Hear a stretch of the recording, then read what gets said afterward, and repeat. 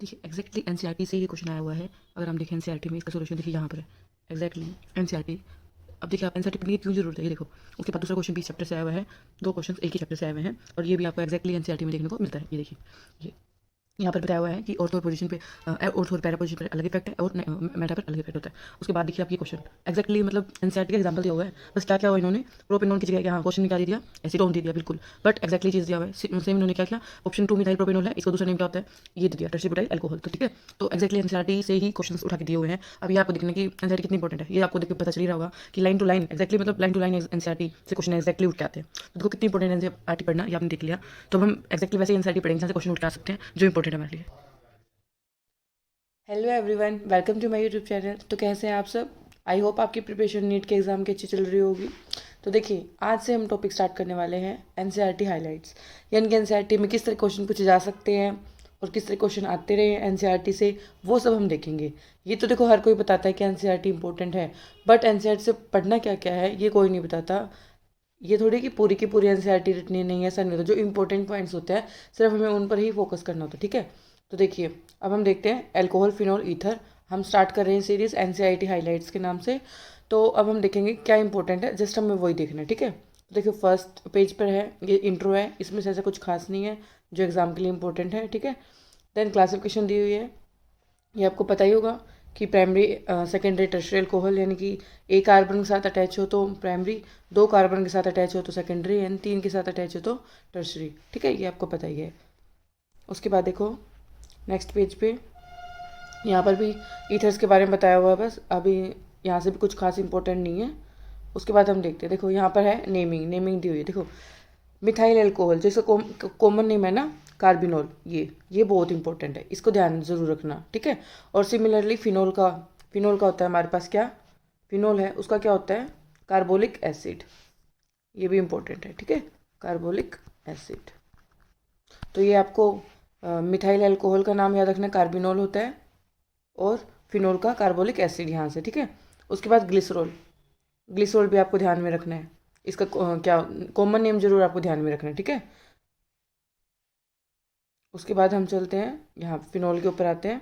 Phenol पे जो ऑर्थोक्रिसोल है, यानी कि बेंजीन के पास एक पे CH3 OH लगा हुआ है ऑर्थो पोजीशन पे, उसको हम बोलते हैं ऑर्थोक्रिसोल। मेटाक्रिसोल यानी कि मेटा पोजीशन पे OH लगा हुआ हमारे पास, एंड पैराक्रिसोल क्या होता है, पैरा पोजीशन पर OH ग्रुप लगा हो, तो ठीक है, ये भी इंपॉर्टेंट है।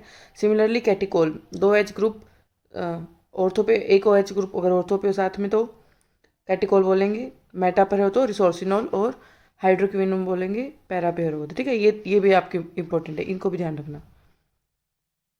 उसके बाद देखिए हम चलते, देखो इन टेक्स्ट क्वेश्चन आपको साथ साथ जरूर करने हैं, ठीक है, सारे इन टेक्स्ट क्वेश्चन एक भी नहीं छोड़ना। आप देखना पीछे उठा के कितने भी इन टेक्स्ट क्वेश्चन से जरूर हर बार क्वेश्चन आते ही आते हैं, ठीक है। ये आप कर लेना, ये इजी, यहाँ से कुछ ऐसा बताने का नहीं है। तो ये आई थिंक ये वाला जो है ये आया हुआ है एग्जाम के अंदर, ठीक है, ये आप देख लेना। ओके, अब देखो यहाँ पर देखो मिथेनॉल फिनोल और मिथोक्सी मीथेन के अंदर ये हमारे पास पूछी हुई है। एक मिनट, ये देखिए यहाँ से इम्पोर्टेंट बहुत मतलब दी मोस्ट इम्पोर्टेंट है, यहाँ से क्वेश्चन ज़रूर आता है। किसके ऊपर आता है, बॉन्ड एंगल के ऊपर, बॉन्ड लेंथ के ऊपर, ठीक है। तो देखिए यहाँ पर ये जो कार्बन है मिथेनॉल के अंदर, ये sp3 हाइब्रिडाइज है, ठीक है, sp3 है, और ये ऑक्सीजन है, इधर से भी हमारे पास ये भी क्या है sp3 है। तो अब नॉर्मली जो हमारे पास sp3 होता है उसका कितना होता है, टेट्राहेड्रल 109 एंगल होता है ना उसका, ठीक है। बट यहाँ पर क्या हो जाएगा, जो दो लोन पेयर है ना, ये जो दोनों लोन पेयर है, लोन पेयर की रिपल्शन हो जाएगी, जिसकी वजह से क्या हो जाएगा, एंगल थोड़ा कम हो गया, कितना आ जाएगा हमारे पास 108.9 आ जाएगा, ठीक है। उसके बाद फिनोल में अगर हम देखें, फिनोल के अंदर क्या होता है, ये जो कार्बन है ये डबली बॉन्डेड है, यानी कि ये sp2 है, ठीक है। sp2 में अगर हम देखें तो देखिए परसेंटेज एस करेक्टर के बारे में बताती हूँ मैं पहले आपको। परसेंटेज एस करेक्टर क्या होता है, डायरेक्टली प्रोपोर्शनल होता है बॉन्ड ऑर्डर के, इन्वर्सली प्रोपोर्शनल होता है बॉन्ड लेंथ के, एंड इलेक्ट्रोनेगेटिविटी की डायरेक्टली प्रोपोर्शनल है, और बॉन्ड एंगल के डायरेक्टली प्रोपोर्शनल, ठीक है। तो देखो sp3 है, sp3 के अंदर यानी कि परसेंटेज एस करेक्टर कितना हुआ 25। देखो ये कैसे निकालते हैं, देखो sp3 टोटल क्या है 4, हमें एस करेक्टर निकालना है, एस कितना है 1, और टोटल कितना है 3 + 1 4, तो इंटू 100 कर देंगे, तो यहाँ पर हमारे पास कितना जाएगा 25 परसेंट आ जाएगा। ठीक है, सिमिलरली अगर हम sp2 में निकालें तो S1 है, P2 है, यानी टोटल 3 हो जाएगा। तो S1 है टोटल 3 इंटू में 100, तो यहाँ पर हमारे पास कितना आ जाएगा, 100 है सॉरी ये परसेंट, तो यहाँ पर कितना आ जाएगा, नियरली 33% आ जाएगा। ठीक है, तो ये हमें पता चल गया परसेंटेज एस करेक्टर कैसे निकालने हैं।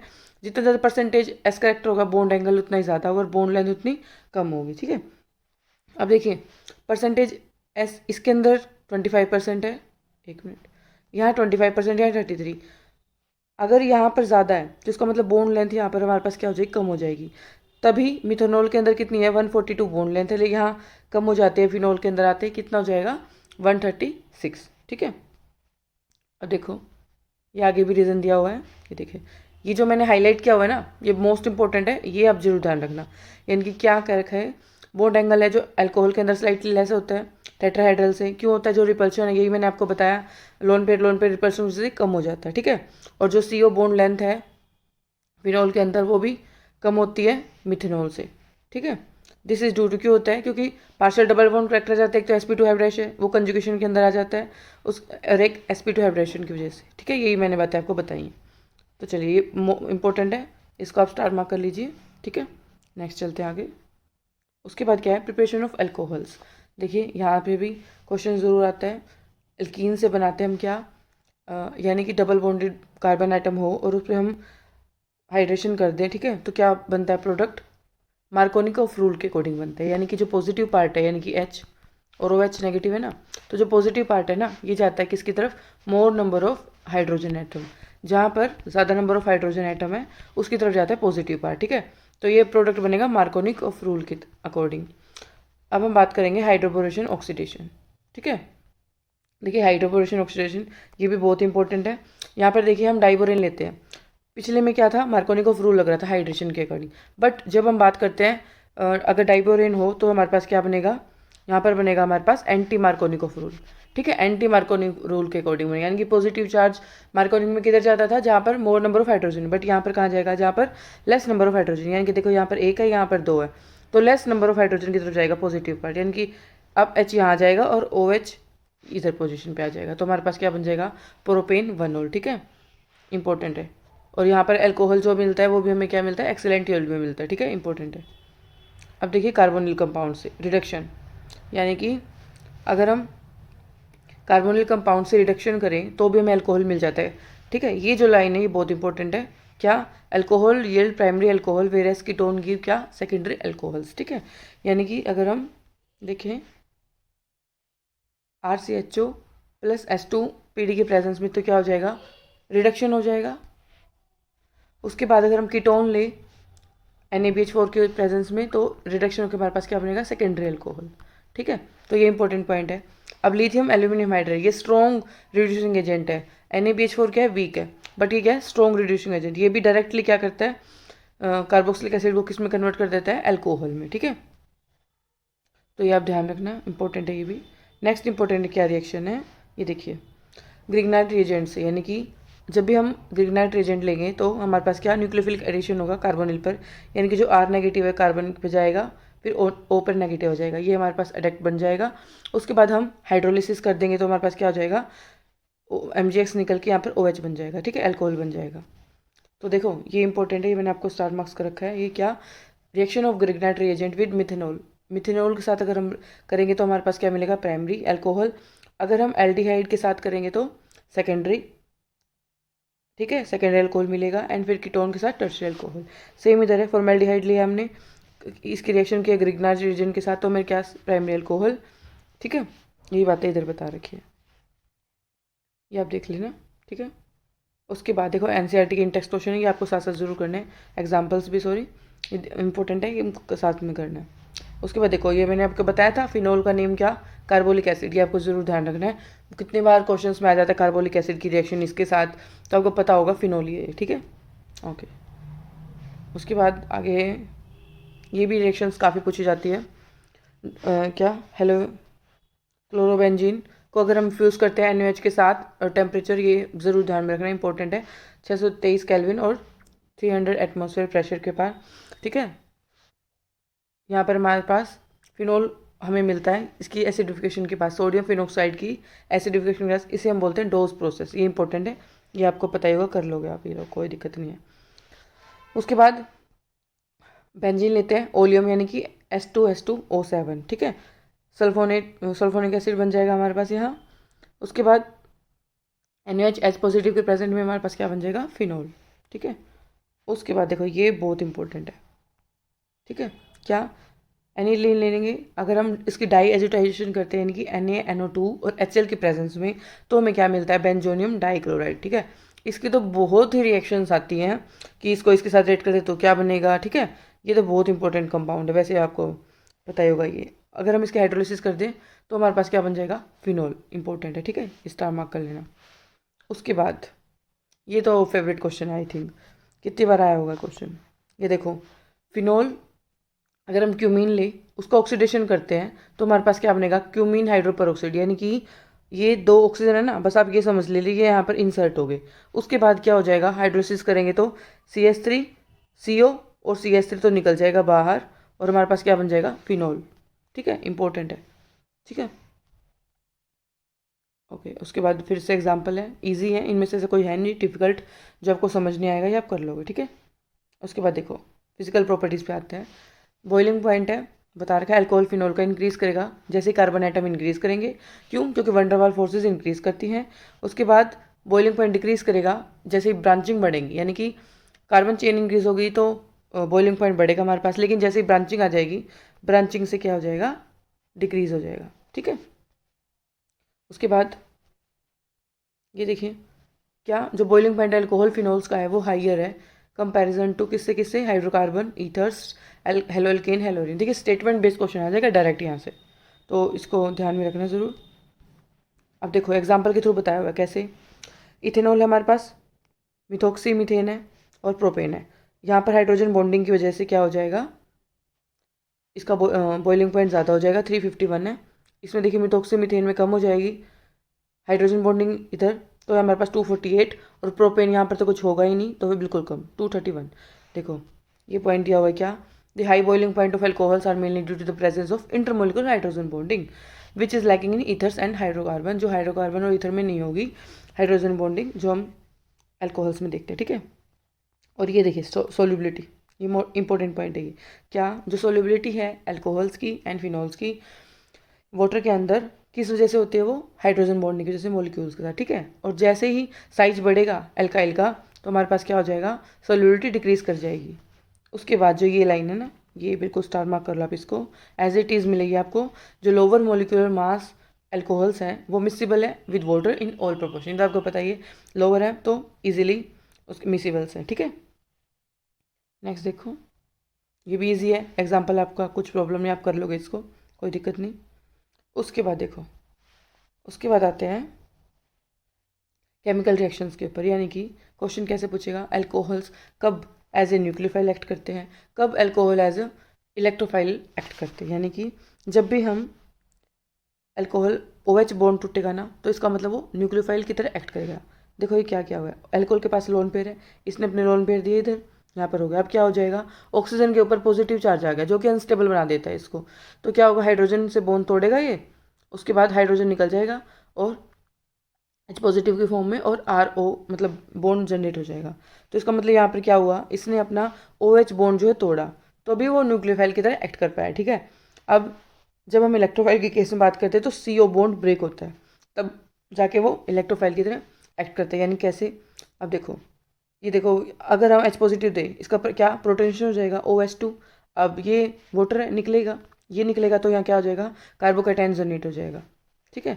यहाँ कार्बोकैटायन जनरेट हो गया इस पोजीशन पर, यहाँ पर, तो कोई भी न्यूक्लियोफाइल आके इस पर एक्ट करेगा, यानी कि इसने तो एक्ट किया ना इलेक्ट्रोफाइल की तरह, ठीक है। तो अब देखो ये रिएक्शंस है, reaction involving OH cleavage of OH bond, और ये जो रिएक्शन पढ़ रहे हैं मेटल के साथ, अल्कोहल्स के रिएक्शन पढ़ रहे हैं मेटल के साथ, तो ये किसकी प्रेजेंस देती है, ये देखो ROH प्लस Na क्या हो जाएगा, सोडियम एल्कोक्साइड बन जाएगा और हाइड्रोजन गैस लिबरेट हो जाएगी यहाँ से, ठीक है। उसके बाद टर्शरी ब्यूटाइल अल्कोहल लें, एल्यूमिनियम ले हम, फिर से क्या हो जाएगा, एल्यूमिनियम टर्शरी ब्यूटोक्साइड बन जाएगा और H2 गैस रिलीज हो जाएगी, ठीक है। उसके बाद फिनोल की अगर हम करवाएं Na के साथ तो क्या हो जाएगा, सोडियम फिनोक्साइड, फिर से हाइड्रोजन गैस लिबरेट हो जाएगी। उसके बाद इसने बोला है कि फिनोल जो रिएक्ट करते हैं एक्वस सोडियम हाइड्रोक्साइड के साथ, ये क्या बनाते हैं, फिनोक्साइड, यानी कि ये एसिड है, बेस है, क्या बनाएगा, सोल्ट प्लस वाटर, ये हो जाएगी रिएक्शन। ठीक है, तो जो इसका ये सारी रिएक्शंस थी, क्या इसका मतलब था, इनका मतलब था जो अल्कोहल है फिनोल है ना वो एसिडिक इन नेचर में है। ठीक है, इसका मतलब अल्कोहल्स एंड फिनोल्स क्या है, ब्रोंस्टेड एसिड है, यानी कि जो H प्लस देंगे, एक्सेप्ट करेंगे, वो एसिड हो जाएंगे। ठीक है, उसके बाद हमने देखो ये स्टार मार्क कर लो इसको, क्या, एसिडिटी ऑफ अल्कोहल्स। ठीक है, बहुत इंपॉर्टेंट है, यानी कि सबसे पहला, सबसे ज़्यादा एसिडिक कौन होता है, प्राइमरी, फिर देन सेकेंडरी, देन टर्शरी। क्यों होता है, क्योंकि आपको पता है जो एसिडिटी है वो डायरेक्टली प्रोपोर्शनल किसके होते हैं, माइनस आई इफेक्ट, और इनवर्सली कितना, प्लस आई इफेक्ट के। तो यहाँ पर देखो, यहाँ पर तो तीन तीन प्लस आई इफेक्ट है, तो डिक्रीज करेगी, यहाँ पर दो है और यहाँ पर एक है, तो कंपैरेटिवली किसकी ज़्यादा हो जाएगी, प्राइमरी की, देन सेकेंडरी, देन टर्शरी की। ठीक है, और जो एसिडिटी है वो स्टेबिलिटी ऑफ कंजुगेट बेस की भी डायरेक्टली प्रोपोर्शनल होती है। अगर हम एसिडिटी चेक करनी है तो हम उसका कंजुगेट बेस बना के देख लेंगे, तब हम स्टेबिलिटी चेक करेंगे। देखो अब आगे, ये देखो मोस्ट इंपॉर्टेंट। ठीक है, यहाँ से क्वेश्चन आपको ज़रूरी मिल जाएगा, ये है स्टेटमेंट बेस्ड क्वेश्चन। कैसे क्या क्वेश्चन आएगा, देखो यहाँ से आएगा क्वेश्चन, जो अल्कोहल्स है वो वीकर एसिड है देन वाटर, ये आपने पढ़ाई है कि अल्कोहल है जो हमारे पास वीकर एसिड होते हैं वाटर के, लेकिन इसका एक क्या एक्सेप्शन है, एनसीईआरटी ने कवर अप नहीं किया होगा, तो ये लिख लिया मिथेनॉल, इसको छोड़ के बाकी सारे के सारे अल्कोहल वीकर एसिड होते हैं वाटर से। अब देखो इसको हम एक्सप्लेन कैसे करेंगे, स्टेटमेंट बेस्ड क्वेश्चन कैसे बनेंगे, एज इट इज़ आपको यहाँ से स्टेटमेंट मिलेगी क्या, कि water is alcohols are weaker acid than water, why, because ये तीन स्टेटमेंट दे देंगे, water is better proton donor than alcohol, alkoxide is a better proton acceptor than hydroxide. ठीक है, एज इट इज़ आपको यहाँ से स्टेटमेंट बेस्ड क्वेश्चन मिलेंगे। तो देखो इसको मैं अच्छे से एक्सप्लेन करके बताती हूँ आपको। अब देखो, अब हमने अल्कोहल ले लिया और वाटर ले लिया। अल्कोहल अगर हमने इसको मतलब H पॉजिटिव इसका रिलीज करवाया तो हमारे पास क्या बनेगा, RO नेगेटिव बनेगा। वाटर का करवाएंगे अगर हम तो क्या बनेगा, OH नेगेटिव। अब आप खुद बताओ, अभी हमने देखा जो RO नेगेटिव है और OH नेगेटिव है, इनमें स्टेबल कौन है, आप खुद बताओ कौन स्टेबल है, O नेगेटिव है। ये क्या चाहेगा, इसके पास पहले इलेक्ट्रॉन है, नेगेटिव चार्ज है, तो क्या और इलेक्ट्रॉन लेना चाहेगा, नहीं। तो जो ये है R ग्रुप लगा हुआ है, सॉरी RO नेगेटिव, देखो ये जो R ग्रुप है ये अपने इलेक्ट्रॉन देगा OH, तो इसके पास तो पहले ही इलेक्ट्रॉन है ना, ये तो लेगा ही नहीं इलेक्ट्रॉन, कोई जरूरत नहीं है इसको लेने की। ठीक है, तो ये पहले से ही स्टेबल है, तो क्या ये और लेना चाहेगा, नहीं, तो ये इसकी स्टेबिलिटी को डिक्रीज कर रहा है। ठीक है, लेकिन OH में क्या हो जाएगा, यहाँ पर कोई देने वाला तो है नहीं, तो यहाँ पर इसकी स्टेबिलिटी पर कोई खास फर्क पड़ेगा नहीं, डिक्रीज नहीं होगी, ये स्टेबल है इसका मतलब। तो OH नेगेटिव स्टेबल है कंपेरेटिवली RO माइनस। अगर ये बात आपको समझ में आ गई कि OH, एक मिनट, कि OH नेगेटिव स्टेबल है, तो देखो अब अगर OH नेगेटिव स्टेबल है, ब्रोंस्टेड क्लोरीड एसिड क्या कहते हैं, प्रोटॉन कौन होते हैं जो सॉरी एसिड कौन होते हैं जो प्रोटॉन को डोनेट करते हैं। अब देखो OH नेगेटिव स्टेबल है, RO तो स्टेबल नहीं है, तो अगर हम RO के नेगेटिव की HOH यानी कि वाटर के साथ रिएक्शन कराते हैं तो क्या हो जाएगा, ये OH लेना पसंद करेगा, कंजुगेट एसिड बना लेगा, और यहाँ से निकल जाएगा तो OH कंजुगेट बेस हमारे पास आ जाएगा। तो इसने क्या बोला है, water is better proton donor, यानी कि वाटर प्रोटोन डोनर है, यानी कि जो वाटर है इसने अपना प्रोटोन दे दिया, क्यों दे दिया, क्योंकि OH नेगेटिव तो स्टेबल बन रहा था ना, तो ये तो अपना प्रोटोन देना पसंद करेगा। तो पहली स्टेटमेंट आप आई थिंक आपको समझ में आ गई होगी कि वाटर जो है प्रोटोन बेटर प्रोटोन डोनर है देन अल्कोहल से। ठीक है, इसका मतलब स्ट्रोंगर एसिड, ये स्ट्रोंगर एसिड हो गया, फर्स्ट स्टेटमेंट हो गया आपको क्लियर। उसके बाद नेक्स्ट पे चलो आप, नेक्स्ट पे क्या है, जो एल्कोक्साइड आयन है वो बेटर प्रोटोन एक्सेप्टर है देन हाइड्रोक्साइड। ये स्टेटमेंट कैसे समझे, यानी कि एल्कोक्साइड कौन सा हुआ, RO नेगेटिव, जो RO नेगेटिव है वो क्या कह रहे हैं, बेटर प्रोटोन एक्सेप्टर है देन हाइड्रोक्साइड से।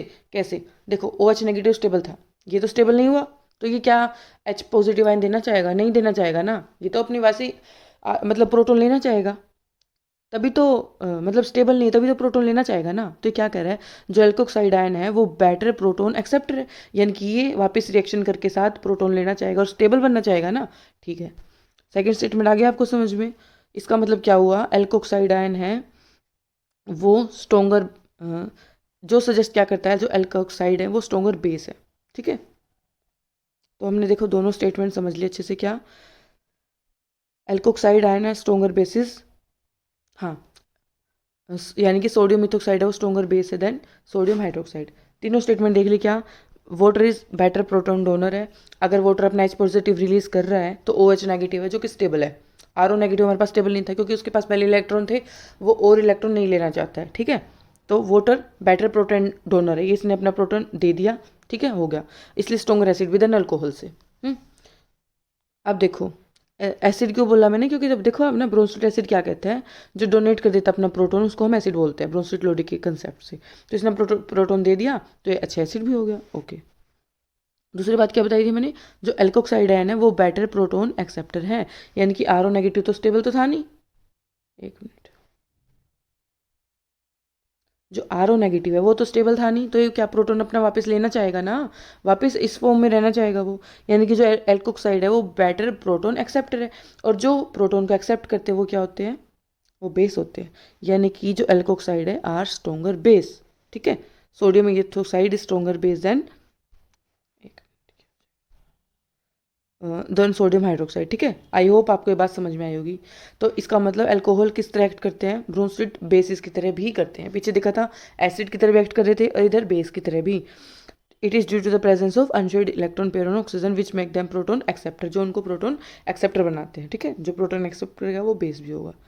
आई होप आपको इंपॉर्टेंट पॉइंट है ये, आपको स्टेटमेंट बेस्ड क्वेश्चन डायरेक्ट मिल जाएगा, तो प्लीज़ प्लीज़ प्लीज़ इसको जितना ज़्यादा स्टार्ट मांगा वो कर लीजिए।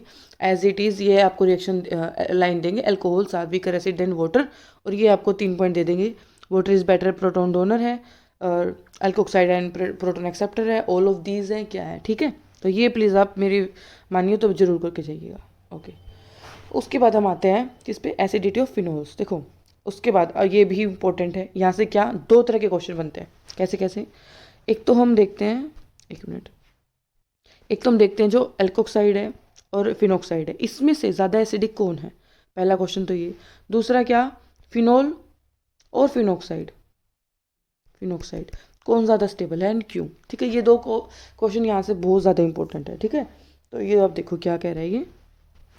उसके बाद ये बोल रहा है क्या, फिनोल आर स्ट्रोंगर एसिड, ये हमें पता ही है अल्कोहल फिनोल स्ट्रोंगर है, बट जो फिनोल्स है वो भी स्ट्रोंगर एसिड है देन अल्कोहल से। क्यों, क्योंकि देखो प्रोटॉन देने के बाद ये एल्कोक्साइड बना है, यहाँ पर हमारे पास फिनोक्साइड, जो ये फिनोक्साइड बना है ना हमारे पास, ये कंजुकेशन में है। ठीक है, ये यहाँ पर रेजोनेंस करेगा, कंजुकेशन की वजह से ये स्टेबल बनेगा, तो ये हमारे पास ज़्यादा एसिडिक हो जाएगा। ठीक है,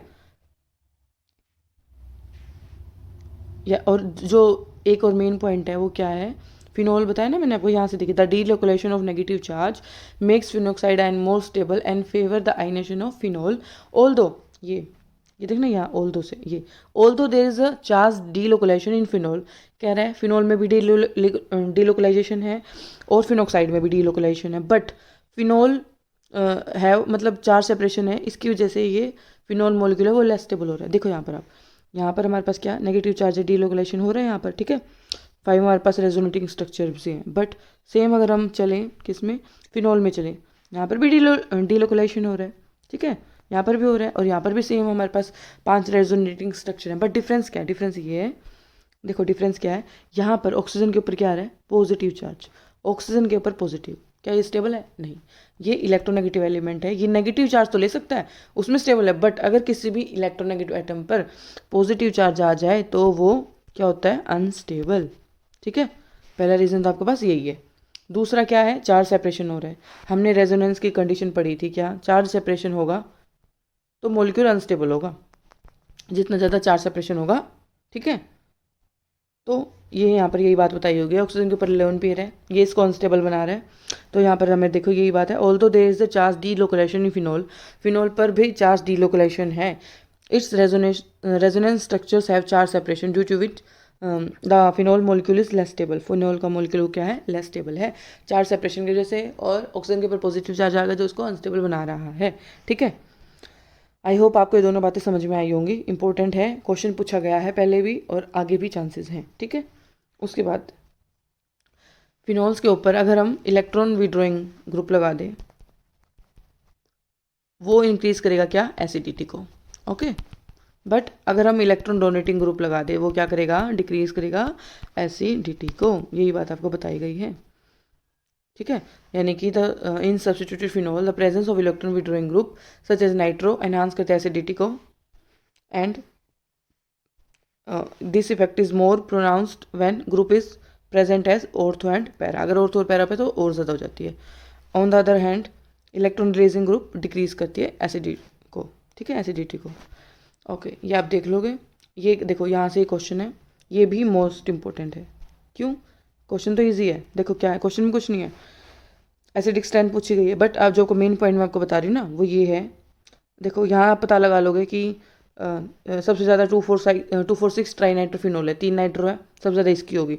उसके बाद 35 नाइट्रो, 2 पोजीशन पे नाइट्रो है, माइनस आई इफेक्ट से एसिडिटी इंक्रीज करिए भी आपको पता ही ज़्यादा है। उससे कम 1 नाइट्रो पे लगे हुए, उससे कम फिनोल, उससे कम 4 मिथाइल फिनोल। बट कहाँ कन्फ्यूजन रहेगी? प्रोपेन वनोल और 4 मिथाइल फिनोल में, यानी कि यहाँ पे आपको कन्फ्यूजन हो सकती है।